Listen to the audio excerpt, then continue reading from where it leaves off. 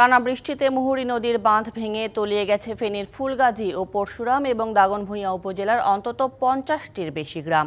পানির নিচে এখন মানুষের জীবন বেঁচে থাকার যুদ্ধ প্রতিদিনের। এদিকে নোয়াখালী, খাগড়াছড়ি, সাতক্ষীরা, বাগেরহাট সহ বিভিন্ন স্থানে অতিবৃষ্টিতে বন্যা পরিস্থিতি দেখা দিয়েছে।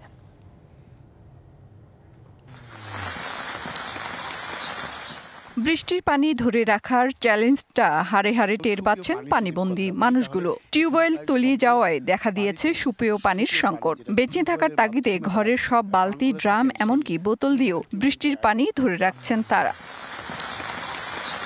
মানুষের সঙ্গে সঙ্গে পশু পাখিরও দুঃখ কম নয়, হারিয়ে ফেলেছে তাদের নিরাপদ আশ্রয়। খোলা উঠানে হাঁস মুরগি নিয়ে কোনো মতে টিকে থাকার চেষ্টা কারো কারো। কেউ কেউ হাঁটু পানিতেই জাল ফেলে মাছ ধরছেন। মাছ ধরতেছি, এখন কি করবো, এখন তো আর কিছু করার নাই। শ্বাসের সবগুলো আপনার ডুবাই ফেলছে, তো এই জন্য আপনার মাছ সবগুলো চলে আসছে। রাস্তার উপর মাছ মারতেছি এখন বর্তমানে।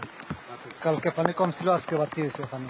ঘরের ভেতরে পানি, রান্নাঘর ও উঠানেও পানি। রান্নার উপায় নেই, তার উপর রয়েছে শুকনো খাবারের সংকট। সব মিলিয়ে টিকে থাকার লড়াই প্রতিনিয়ত। পানি খাচ্ছি ওই বৃষ্টির পানি, বৃষ্টির যে পানি হচ্ছে বালতিতে এই রাখা পানি উঠে গেছে, চুলা চারটি ব্যাগ ডুবে গেছে, তাই গ্যাস শেষে গেছে। তো গ্যাসের পাতাল এখন হারাইছিলাম ছেলেরে হাইন, তো এখন আমরা কদ্দুর নাস্তা পানিও করতাম পারিনি। কলার তো পানি বুঝছে, বৃষ্টির পানি লিয়া এটা আমরা খাইয়েছি। ফেনীর ফুলগাজী, পরশুরাম ছাড়িয়ে দাগনভূঞা উপজেলায় নতুন করে প্লাবিত হচ্ছে আশেপাশের আরো এলাকাও। এরই মধ্যে ক্ষতিগ্রস্ত গ্রামের সংখ্যা 50 ছাড়িয়েছে। খুব ভোগান্তি বানিয়েছে, বলার বাইরে। এত কষ্ট মানুষের বলার বাইরে। অনেক লোক তো ভিতরে আটকিয়ে রয়েছে। যাতায়াতের ব্যবস্থা থাকলে না খাবার যাবার আইতো আনতে পারতাম পয়সার বিনিময়ে। বৃষ্টি বন্ধ, কিন্তু রাতের মধ্যে অটোমেটিক পানি বাড়ি গেছে। এইবারে একই পরিস্থিতি ভয়াবহ গেছে।